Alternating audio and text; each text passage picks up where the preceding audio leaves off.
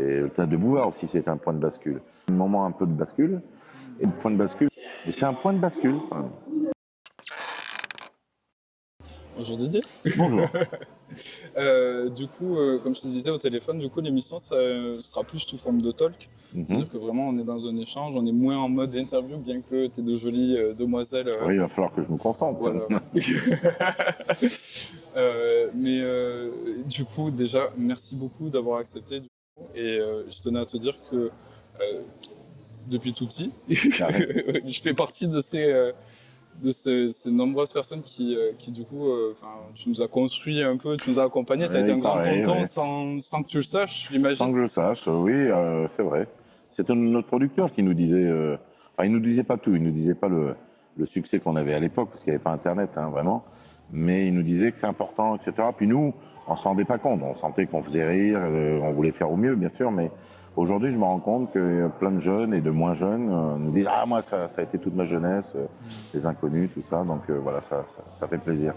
Mais du coup, tu ne voyais pas en fait sur le moment, juste, tu n'avais pas la sensation qu'il se passait quelque chose d'énorme à ce point qui allait toucher toutes les générations, quoi. C'était... Non, on s'en rendait pas compte. On voulait faire au mieux, comme je dis. Vraiment essayer que ça nous plaise vraiment énormément à nous déjà.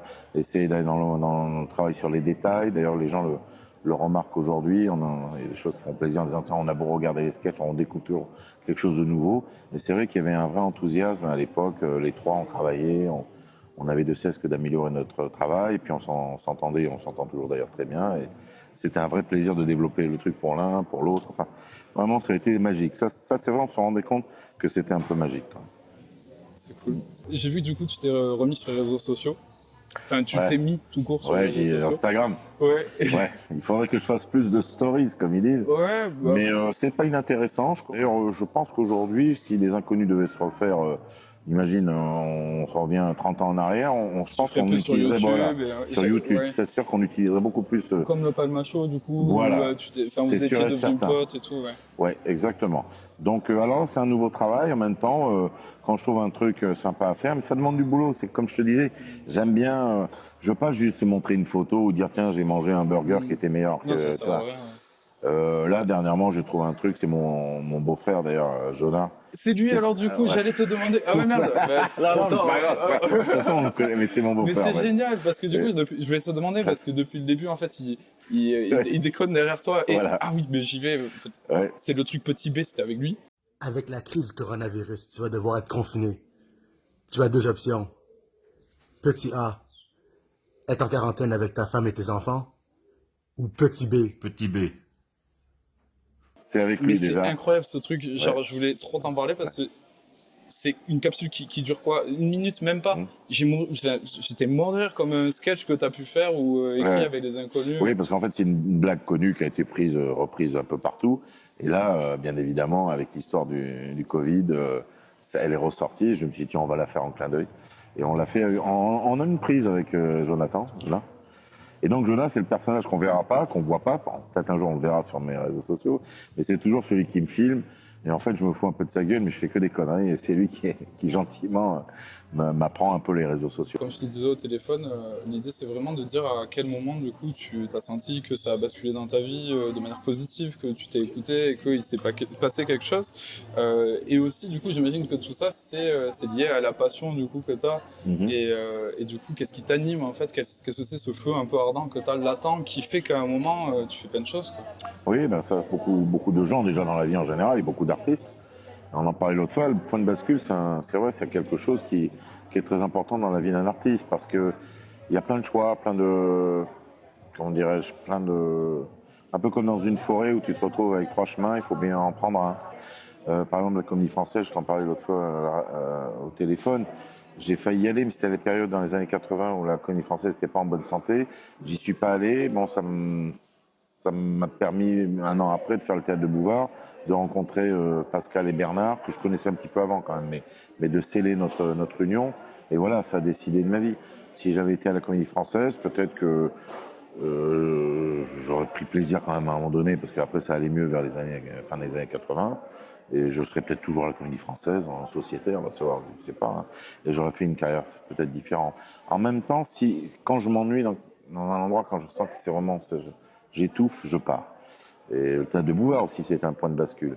Ça m'a permis de gagner ma vie, j'étais jeune papa, ça m'a permis de mettre un peu d'argent de côté, de me dire au moins je fais nourrir ma petite famille. T'as Moi, senti que tu pourrais en vivre en fait à ce moment-là, que c'était possible voilà, en parce fait. que mes parents se faisaient un peu de soucis, parce qu'en sortant du conservatoire, j'avais beau avoir eu un prix, il faut bien gagner sa vie, hein. Donc jouer, je faisais du café-théâtre, mais c'était un peu léger.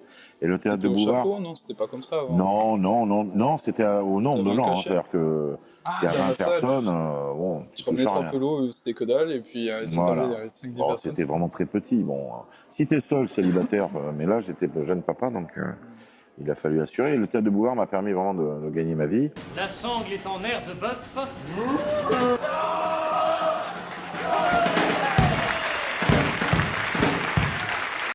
À la force du poignet, parce qu'il fallait quand même créer des sketchs, hein. On n'était pas payé par mois, hein.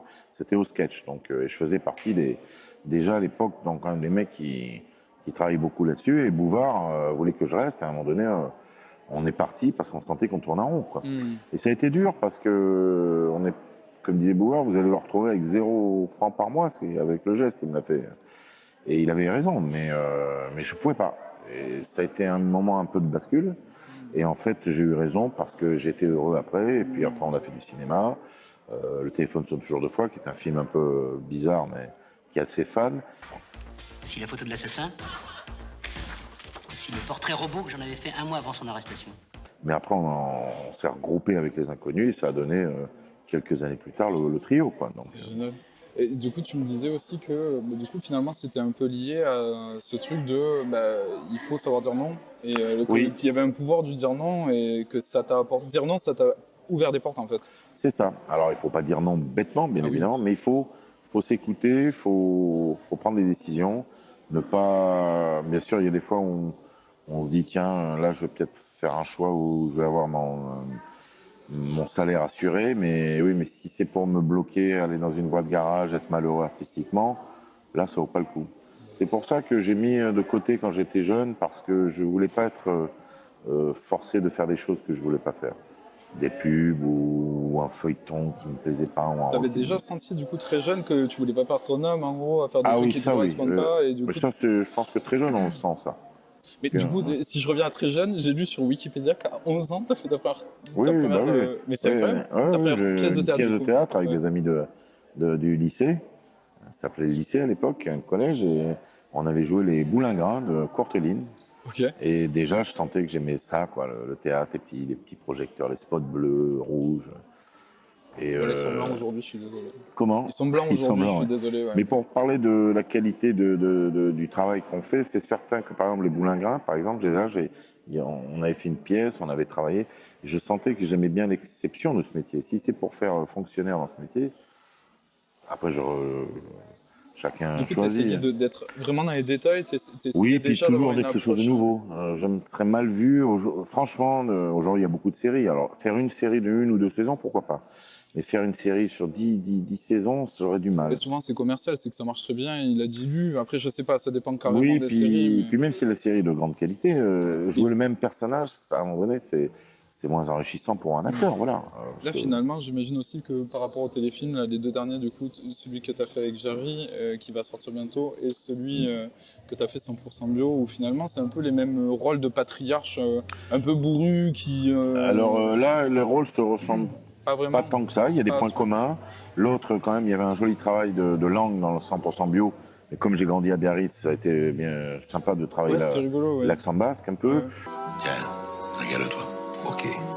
Mais le mec est en pleine santé. Là, dans le téléfilm avec Jarry, je laisse découvrir les gens, mais disons que c'est un personnage qui est en fin de vie et qui se rapproche de son fils. C'est des choses beaucoup plus dramatiques et très émouvant, je pense. Avec aussi un grand réalisateur. Hein. L'autre, c'était Otto Niente, qui a quand même fait ses preuves dans le cinéma. Et le Jarry, c'est Gilles Paquet-Brenner, qui avait fait notamment un film qui s'appelait Elle s'appelait Sarah, qui est un film bouleversant. Et donc, voilà, le téléfilm est à la fois très drôle, parce qu'il y a des moments avec Jarry très drôles, mais très bouleversant, parce que voilà, c'est le père mourant qui accompagne, le fils l'accompagne, quoi. T'as aussi eu une bascule, parce que du coup on parlait au tout début avec le théâtre de Bouvard, et juste après du coup t'as été bon, avec des inconnus, bien évidemment, et t'as été aussi acteur à un moment, et du coup j'imagine que, mais même t'as fait des films aussi, donc Oui. t'es réalisateur, scénariste, t'as même une boîte de prod, je crois que j'ai lu en deux. Oui, c'est ça. Alors, je suis producteur façon de parler, c'est-à-dire c'est avec Claude Berry qu'on a décidé ça. C'est-à-dire, je suis pas vraiment producteur, mais disons que comme on écrivait, qu'on réalisait, qu'on jouait, qu'on créait tout, quoi, hein, on nous a conseillé d'être coproducteur, et bien m'en a pris parce que c'est un peu notre retraite. Quand les films passent, on a des dividendes, et là encore, puisqu'on parle rémunération, ça nous permet de, voilà, de dire non à certaines choses, d'attendre. Voilà, j'ai pas besoin d'avoir un jet privé pour être heureux. Mais ça t'a permis de faire ton album. Aussi, oui. Après l'album, c'est pas ce qui coûte le plus cher. Ouais. Ce qui coûte dans l'album, c'est par contre le fait de vouloir le faire. C'est un peu le Covid qui m'a permis de le faire, entre guillemets, parce que je voulais aussi un peu peaufiner la chose. Et ça, c'est un peu à part, quoi. C'est-à-dire, on me demande beaucoup de concerts, de choses comme ça. Je sais pas si j'aurai le temps de le faire, mais en tout cas, l'album Et existe. t'en as envie de faire des concerts ou pas forcément? J'aurais envie. Ouais. D'ailleurs, je veux faire des trucs quand même. Là, quand j'ai chanté en direct Do Sol Mi, la chanson sur C'est à vous, ouais. Juste un sol, un do et un mi, 3 accords, une mélodie. j'étais vraiment très heureux. J'ai senti que ça faisait partie de mon travail aussi. Trop cool. Voilà. Ça restait un nouvel exercice pour toi. Et ça fait toujours du bien, en fait, tu vois, d'un œil extérieur, de mon côté, de me dire, bah, c'est quelqu'un que j'admire depuis que je suis tout petit, et qui lui aussi doit se surpasser et a toujours des enjeux, en fait, à chaque fois, même si tu as fait 1000 choses dans ta vie. Ah, ben c'est que- c'est ce qui me plaît. Hein. C'est toujours, c'est comme au théâtre. On se dit souvent ça entre acteurs. On dit le jour où on n'a plus le trac, bah, il vaut mieux arrêter. Hein. On a toujours un peu le trac. Et dans C'est à vous, j'avoue très honnêtement que j'ai eu un trac fou. Hein. Ah ouais. Mais en même temps, je suis entouré des musiciens. Ah, cool. Ma femme aussi, donc ça m'a aidé. Alors, sur la chanson, je dois dire quand même une chose, c'est que j'avais 21 ans, j'avais fait un spectacle de chansons vampires, que oui, j'avais c'est joué vrai, avec ma guitare. Et le producteur, c'était un homme qui s'appelait Jacques Play, qui était le producteur de Joe Dassin, et il m'avait remarqué, il m'avait offert la possibilité. Donc, ce côté guitare... Mais il est où cet album? Ah, il n'existe pas, en fait. Mais il a été enregistré quelque part. Enregistré, mais mais à un moment donné, je me demandais si je ne referais pas pour le plaisir. Parce que, alors, comme je te le disais, j'ai repris des mélodies dans une des chansons vampires là, des Inconnus. Mais il y avait le vampire végétarien qui avait beaucoup de succès. Il y avait aussi la chanson des cafards de Dracula. Il y avait aussi le vampire d'essence. Le vampire d'essence. Un vampire qui drague partout pour manger le sang de ses victimes. Et en quoi t'es vampire, toi? Parce que j'ai appris récemment que t'as une lubie pour les vampires. Oui, quoi, c'est pour ça mais- qu'il faut que je parte avant minuit. Hein. Ça tranche un peu avec ton côté bonhomie, tu vois. Il faut pas se fier aux apparences. ouais. Hein, tu sais. Non, mais dans le vampire, ce que j'aime bien, c'est que c'est pas loin de l'humour. Hein, c'est qu'il y a toujours un côté deuxième degré. Tu sais, Oui. toujours un petit. D'ailleurs, souvent, il y a eu des tournements très comiques avec les vampires parce que c'est des personnages un peu grotesques aussi. C'est-à-dire qu'ils font peur, mais en même temps, ils sont malheureux. Ils ont peur de la lumière du jour. Dès qu'il y a une croix, ils sont comme ça. Donc, C'est une bon, sorte d'empathie envers une espèce un peu, voilà. un Après, peu il y mal a- comprise, quoi. il y a le côté poétique de la chose que j'aime beaucoup. Et notamment, même dans le sketch des vampires des Inconnus, il y a quand même une esthétique assez intéressante avec les personnages. Le côté on chante comme des chauves-souris la tête en bas. Il y a, voilà, à la fois c'est bien sûr percutant, drôle, je pense quand même. J'adore ce clip, mais en même temps, il y avait toujours un petit côté un peu. Ça peut faire peur. D'ailleurs, je crois qu'il y avait des gamins qui avaient peur. Et c'est toi qui réalisais les clips, déjà? Non, alors celui-là, c'était Policino. Ok. Alors, on avait deux réalisateurs. Il y avait Didier Flamand et Gérard Policino. D'accord. Et heureusement, parce que sinon, on pouvait Et pas. c'était que Par pour les contre, clips, on ça, faisait le ou- montage. Comment? Ah, vous faisiez le montage? Ah oui, après, on supervisait tout. Oui. Et c'était que pour les clips, les réalisateurs, ou c'était aussi pour les sketchs Pour les sketchs, pour tout. Hein. Pour tout, d'accord, ouais. Alors, en disant que Policino était plus sur les trucs un peu. J'allais dire Bazorak, Vazarelli. Puis ton braque. Ah, d'accord. Vasarelli. Non, mais je Ah pense ouais, ouais. Non, mais il était plus sur les sketchs un peu soit musicaux, soit les Miséroïdes, des trucs un peu travaillés. Et Didier Flamand était plus sur les trucs un peu de sketch un peu plus posés studio, on va dire. Tu te souviens de qui avait fait la production de Vice Versa? En vice versa, je pense que c'était Alain Granat et son équipe. D'accord. Il y avait un guitariste qui était vachement bon, qui a fait d'ailleurs le solo de la chanson Hard Rock des Inconnus, qui est vachement bien. Oui, c'est vrai Il qu'il est s'appelle cool aussi. David, alors comment. Mais on suivait le truc, parce que là, c'est pareil. De même que Policino, voilà, nous, on suivait quand même le montage, parce que, par exemple, dans Vice Versa, je sais que je tenais à ce que le solo violon soit bien interprété. C'était da da di da da da da da, di di di da di di da, et non pas trop saccadé. Il fallait que ce soit un peu romantique. Alors, je sais que après, voilà, il faut suivre. Ouais, oui, c'est Mais du coup, il y a une part émotionnelle en fait dans tout ce à que tu fond, fais. bah, même dans Stéphanie de Monaco, faut être émotionnel. Hein. Si t'as pas d'émotion, tu sais, quand elle se trompe sur comment ça s'appelle, Dutronc, là, ah, vous m'avez dit de dire Hardy, je peux te dire que j'étais fatigué parce que tu pleures vraiment. Le personnage mais pleure. c'est Et plus incroyable. tu pleures, plus j'en rigole. Mais il faut vraiment, la nana, elle est terrassée, quoi.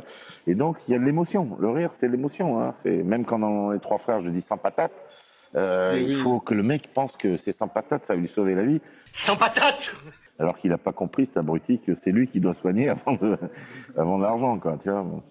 Mais c'est ce qui fait le succès des Inconnus. Je pense qu'il y a beaucoup d'émotions dans les sketchs des Inconnus. Hein, et on défend nos personnages. Ma Véronique, dans Stéphanie Monaco, je la défends. Elle n'est pas très fut-fut, je l'accorde. Mais je la défends. Je l'aime. Mais du coup, tu as d'abord une empathie pour tes personnages Ah avant oui. Ah oui. avant d'aller jouer, quoi. Ah oui. Bon, après, les chasseurs, bon, j'ai un peu d'empathie, un peu moins peut-être. Mais il faut toujours défendre les mecs, tu sais. Oui, mais tu as fait un des meilleurs sketchs encore utilisés aujourd'hui par tout le monde. Il y a le bon et le mauvais Le bon et le chasseur mauvais et chasseur. on l'utilise partout, quoi. Ça, c'est un délire qu'on avait eu en écrivant. Tu sais, parfois, on a une pause et tout. On était à ma campagne, là, près de Soissons. Et on délire sur le bon et le mauvais chasseur pendant une demi-heure. Exactement. C'est un peu ça, quoi. C'est les copains, quoi, c'est la camaraderie. Voilà, c'est les potes, c'est les potes. On a arrêté, on prenait un café, puis d'un seul coup, j'ai dit, Pascal, quoi. Parce qu'il y a le bon, et on désirait quoi ça. Et après, on se disait, putain, ça nous fait rire, nous, mais comment on le met dans un sketch de 4 minutes? On l'a testé, et ça a marché. Parce qu'on a dû le faire 3 ou 4 fois, pas plus, et ça a suffi. Mais nous, on l'avait fait pendant, je te dis, une demi-heure, voire une heure. Par exemple, avec Les Inconnus, on a travaillé beaucoup sur le théâtre, écriture théâtre. Et après, on s'est dit, on va changer, on va faire point de bascule, c'est-à-dire on va travailler sur la télé. Et là, notre producteur, il connaissait pas ça. C'était le producteur de Coluche. Et alors, quand on lui a dit on va faire des vidéos, des machins, on n'y croyait pas trop. Et en fait, nous, on savait ce qu'on voulait faire. On voulait travailler un peu notre univers avec les caméras. Donc, c'était un autre travail. Et après, on a fait...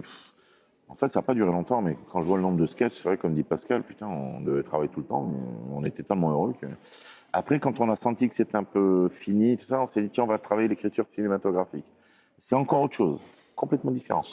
Mais du coup, le processus d'écriture est totalement différent à chaque fois. C'est-à-dire ça. que c'est une question que je donc vais te poser c'est une sur, bascule, c'est-à-dire qu'on se dit on va se lancer sur un truc Mais nouveau. en fait, tu veux, le sens du point de bascule tel que je le définissais de par l'émission, c'est un peu plus le moment où, tu vois, le moment où tu as failli abandonner, par exemple, où tu as été en proie à beaucoup de doutes, et où finalement, en interne, tu t'es dit, non, j'ai pas le droit d'abandonner.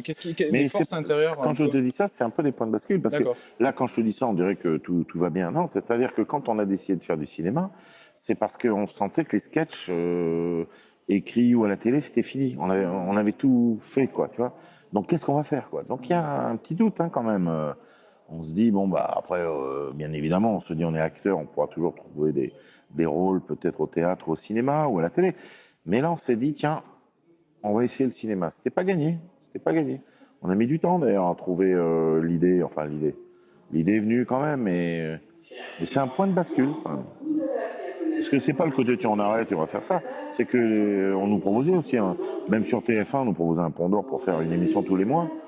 Et on a dit non, parce qu'on savait qu'on allait perdre notre âme, tu vois. Qu'est-ce qui fait qu'en toi, vraiment, il y a un moment où tu t'es dit, mais non, en fait, c'est peut-être dur à passer. Alors, j'imagine que le fait d'être 3, c'était facile, Ah oui. c'était plus facile parce que il y a un groupe et si vous vous plantez, vous étiez 3. Mais à l'échelle personnelle, quand tu as fait ton premier film, j'imagine, là, dernièrement, du coup, c'est ce sur quoi je voulais revenir aussi avec toi, à 60 ans passés, il y a un moment où tu te dis, je vais essayer de tenter la musique pour de vrai, et tu fais toujours face à des doutes, j'imagine. Bien sûr. Alors, après, il n'y a pas trop de risques parce que tu vois, c'est une parenthèse. Là où il y aurait un peu plus de risques, mais je veux peut-être le faire, hein, c'est faire un spectacle musical, c'est possible.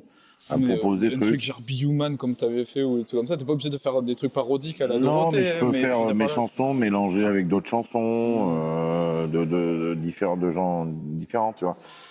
Aujourd'hui, tu parlais de l'âge, il y a aussi le côté, je peux me permettre de le faire, ça va pas, tu vois. À partir du moment où moi je suis content de mon travail, déjà je sais qu'il y en a qui apprécieront. Après, de là que ce soit plus intime, plus machin, c'est pas grave. Mais la chanson, c'était quand même un truc qui était pas du tout. C'est pas comme si je me mettais à peindre d'un seul coup en disant tiens j'ai envie de faire de la peinture et j'en ai jamais fait. Vraiment la chanson c'est quelque chose que je connais depuis. Donc depuis t'es longtemps. parti un peu en confiance finalement. Et en désir surtout. En désir, ouais. Ouais, vraiment un truc profond que j'aurais pu le faire avant. Hein. De manière générale, est-ce qu'il y a un moment où tu t'es dit, mais ça y est, c'est bon, là j'ai réussi, là j'ai une preuve de, ça y est, je me suis accompli par rapport à ton parcours. Ça s'accomplit jamais entièrement. Hein. Ouais. C'est la vie, Dans la voiture, le jeune homme qui nous a accompagnés m'a dit ah, les années 90, t'as pas de nostalgie? Ben, j'en ai pas vraiment. J'ai adoré, mais c'est toujours le truc suivant qui me plaît. Même on parlait des inconnus, on a peut-être des projets encore tous les trois. Remonter sur scène, c'est plus compliqué, mais peut-être qu'on le fera, on sait pas. Mais il y a plein de choses nouvelles, tu sais. Je pense que je suis quand même si je suis très mélancolique, je m'appelle Bourdon quand même, je pense que j'aime la vie, j'aime le travail, toujours ce qu'il y a de suivant. Je ne regarde pas trop en arrière parce qu'on évite de changer en statut de sel, c'est le cas de le dire. Non, ce qui me plaît, c'est la suite. Cet album, je suis heureux parce qu'il y a d'abord il y a les inconnus, on a posé sur Vice Versa, ça m'a permis de retravailler en studio avec mes deux amis et ça c'était un moment d'ailleurs super d'ailleurs. Et d'écrire des choses, de faire là le dernier clip de Solmi, je suis assez content parce que et puis il y en a un autre qui va bientôt arriver qui est un peu plus dans ma patte aussi, un peu humoristique. Donc voilà, ça me plaît. Hein. Et t'as pas eu un moment précis où à un moment tu t'es dit mais ça y est, je sens qu'en fait je suis accompli. Et d'arrêter? Non, pas dans le sens de l'arrêt, dans le sens juste que en toi tu t'es dit là c'est bon, je suis fier de ce que j'ai réalisé déjà au sens toi envers toi-même. Ah oui, ça que je voulais dire. oui, il y a ce truc-là. Non, ce qui me fait vraiment très plaisir, entre autres, c'est dans la rue d'avoir des jeunes personnes de 15-16 ans qui t'arrêtent, fans, tu vois.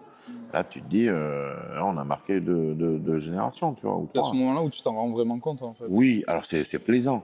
Après, ça fait plaisir, bien évidemment, mais je reste un artisan, donc j'ai envie de créer, tu vois. Je pense que si on devait revenir sur scène, par exemple, moi, j'opte pour faire les anciens sketchs, parce que très peu de monde nous ont vu sur scène, en fait. Mais il est certain que si on retravaille les sketchs, oui, il y a on des références. remettrait des trucs d'actualité. Il y a des références que tu peux plus du tout faire. Il y a des noms de politiques que j'ai jamais connus. Bien sûr, mais ça, c'est rien à changer. C'est des petits trucs que tu Même dans les branleurs, quand on parle de Anne Sinclair, avec tout le respect que j'ai pour Anne Sinclair, on prendrait plus Nabila ou une nana. Voilà, qui est tu vois, bon, voilà, c'est normal. Voilà, dans Télémagouille, je pense qu'on rajouterait 2-3 petites questions-réponses d'actualité. On trouverait des trucs, tu vois. Mais dans les gosses, tu gardes le Game Boy, t'es obligé. Ah, ouais. je pourrais jouer moi aussi à la Game Boy. Ouais, non, t'as pas le droit à la Game Boy. Non, bonne question. Non, si, garde-le, ça marche. Non, dans les branleurs, vomi tout orgeat, tous les alcools, ça tu gardes, ça n'a pas trop vieilli, ça. Non, tu vois, il y a des petits trucs comme ça qui seraient sympas à changer, c'est sûr. Je pense que si on devait faire le sketch des publicitaires qui avait la queue de cheval, je pense qu'on prendrait le parti de l'enlever. Et dire, t'as plus le queue de cheval? Non, putain, c'est plus mode. Tu vois. Voilà, et les Tu mecs, fais des en fait, mises à jour, en fait. Tu fais voilà. des petites V2 avec les mêmes clins d'œil, en fait. Oui, le franglais, je pense, c'est toujours pareil. Donc, tu vois, ça, il n'y a pas tant de choses qui ont changé. Hein, donc. Et la droche. La droche. C'était Macron avant l'heure. Hein, Mais donc, oui, ça c'était incroyable. Ouais. C'était incroyable. Mais même tous les sujets de société que vous avez mis sur la table. Oui, ça n'a pas tellement. Il y a des choses qui ont évolué, mais il n'y a pas. Tu vois, tu parlais de gens connus, par exemple, un truc que j'aimerais bien refaire un jour, c'est dans le clip des vampires des inconnus, c'est de changer Mitterrand, Chirac et tout, de faire une mise à jour. Parce qu'à l'époque, ça avait bien percuté et c'est ce qui avait eu le plus. Tu vois. Les vampires, et ça, ils sont toujours d'actualité, mais il faudrait mettre des nouvelles personnes à la rigueur. Moi, ce que je vais te demander aussi, c'est la place de ton entourage dans ta réussite, tu penses. Quel a été le rôle, en fait? Est-ce que tu as eu un mentor? Est-ce que tu as eu quelqu'un qui t'a accompagné, qui t'a soutenu? Alors d'abord mes parents, quand même, qui m'ont soutenu. Ensuite, j'ai eu des profs. J'ai eu mon prof à Saint-Jean-de-Morlaix, qui s'appelait Madame Javour, qui est décédée, la pauvre, qui a été aussi le prof de Eric Esmos-Minot, entre autres. Qui était vraiment une femme formidable, qui était d'une grande culture et qui était, voilà, elle m'a vu, j'ai démarré à l'âge de 14 ans chez elle. Elle savait que j'irais loin, avant moi d'ailleurs, elle me disait, tiens, voilà, mais elle m'a dit, tiens, il faut que tu travailles ça, tel personnage, tel truc. Voilà, et après au conservatoire, j'ai eu Robert Manuel, que j'ai beaucoup aimé, Jean Meyer, qui était un mec plus difficile, mais qui m'a offert des grands rôles très vite. C'est là où j'ai démarré avant le théâtre, au théâtre à Lyon, le théâtre, on va dire. Le fait de chercher, je ne vais pas trouver. C'est pas grave. Un théâtre très connu, bien évidemment. Et voilà, sinon, voilà, après il y a les inconnus, hein, donc on peut dire que Bernard et Pascal ont été vraiment aussi. Tu parlais de groupe, vraiment, oui, on est vraiment soudés.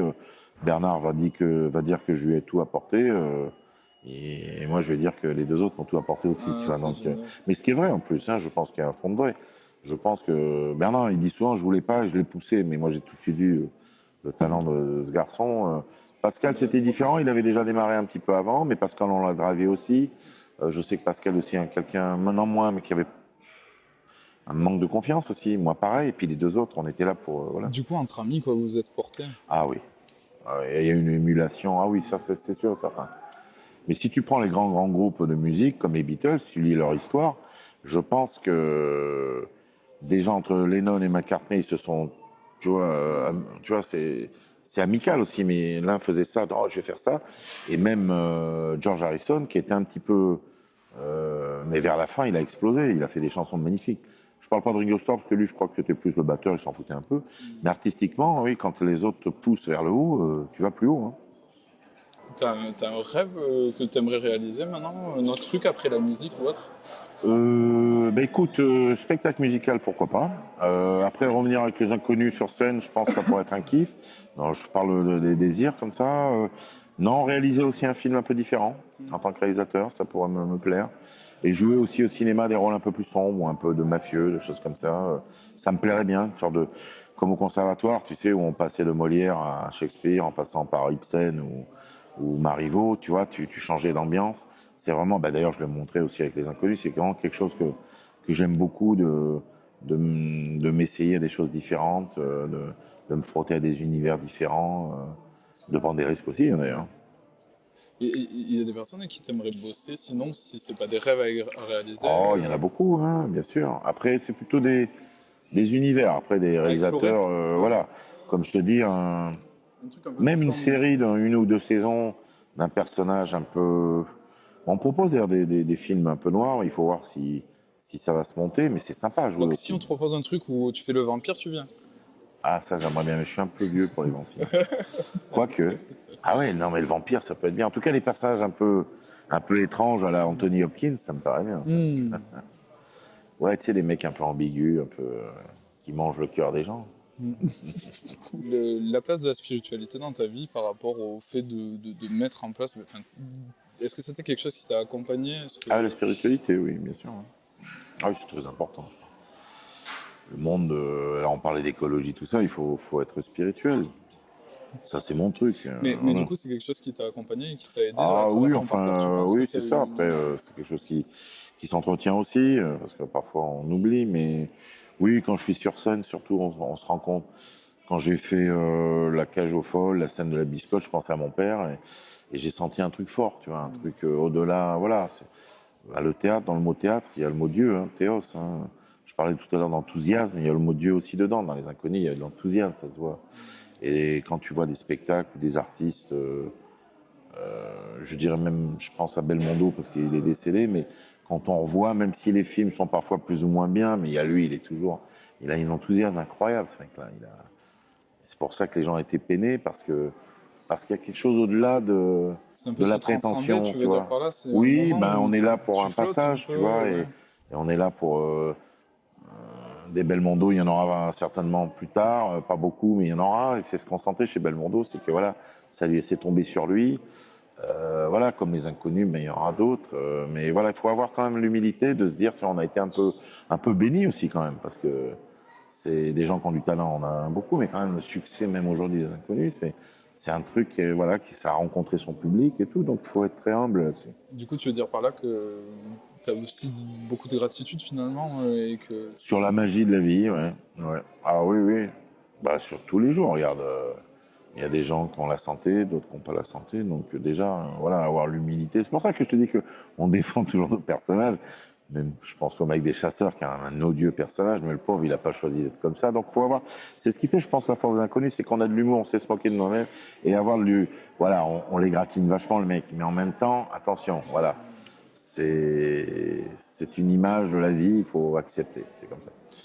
Pour un petit mot de la fin, il y a quelque chose que tu aimerais dire si jamais ici des personnes qui ont besoin aussi. Moi, par exemple, j'en fais partie, tu vois. À un moment, c'est un exercice de t'avoir ici, et c'est une gestion du stress, etc. Ah. Pour, du coup, justement. Pour les jeunes ouais, pour les jeunes, ouais. Bah, pour les jeunes, voilà, faut écouter ce qu'on a dans la tête et dans le cœur, c'est sûr. Mais la contrepartie, c'est essayer de s'entourer de telle manière que vraiment le travail, dans le beau sens du terme, soit là. Voilà. Les choses ne seront pas comme ça c'est sûr et certain.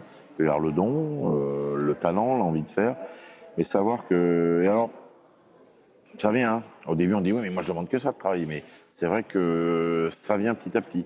Quelqu'un va vous aider, un truc ou Faire confiance un mentor, peu, et voilà, avancer, ouais. et ça vient. Juste un sourire.